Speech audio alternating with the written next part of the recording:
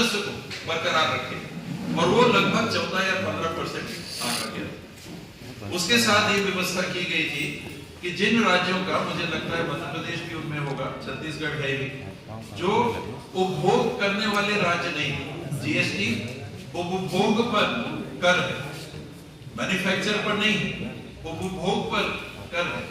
और जो राज्य बनाते ज्यादा है, जहां मैन्युफैक्चरिंग ज्यादा है और तुलनात्मक उपभोग करने वाले कम, उन राज्यों को जीएसटी के स्ट्रक्चर से लगातार नुकसान होता रहा। और इसमें एक व्यवस्था बनाई गई थी 14% प्रोटेक्टेड रेवेन्यू इंक्रीज, यानी प्रति वर्ष देश के हर राज्य की जो इन स्रोतों से अर्थात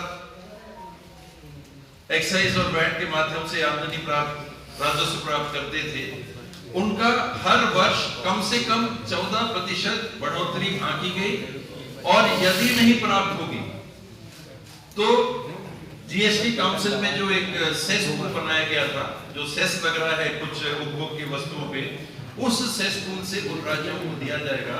आज वो भी समाप्त, वो भी बंद कर दिया गया है। अनेकों राज्यों ने मांगा, जो कि कंज्यूमर ओरिएंटेड राज्य नहीं है, जैसे उत्तर प्रदेश और बिहार, बड़ी आबादी है, उपभोग करते हैं बड़ी मात्रा में, उत्पादन तुलनात्मक बहुत कम करते हैं, उनके पास राजस्व के वैट इत्यादि के आमदनी के स्रोत तुलनात्मक कम थे, राजस्व को बरकरार रखे और वो लगभग 14 या 15% आंका गया। उसके साथ ये व्यवस्था की गई थी कि जिन राज्यों का, मुझे लगता है मध्य प्रदेश भी उनमें होगा, छत्तीसगढ़ है भी, जो उपभोग करने वाले राज्य नहीं, जीएसटी उपभोग पर कर है, मैन्युफैक्चर पर नहीं है, उपभोग पर कर है।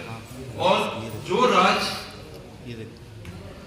बनाते ज्यादा है, जहां मैन्युफैक्चरिंग ज्यादा है और तुलनात्मक उपभोग करने वाले कम, उन राज्यों को जीएसटी के स्ट्रक्चर से लगातार नुकसान होता रहा। और इसमें एक व्यवस्था बनाई गई थी 14% प्रोटेक्टेड रेवेन्यू इंक्रीज, यानी प्रति वर्ष देश के हर राज्य की जो इन स्रोतों से अर्थात एक्साइज और वैट के माध्यम से आमदनी प्राप्त, राजस्व प्राप्त करते थे, उनका हर वर्ष कम से कम 14% बढ़ोतरी आंकी गई।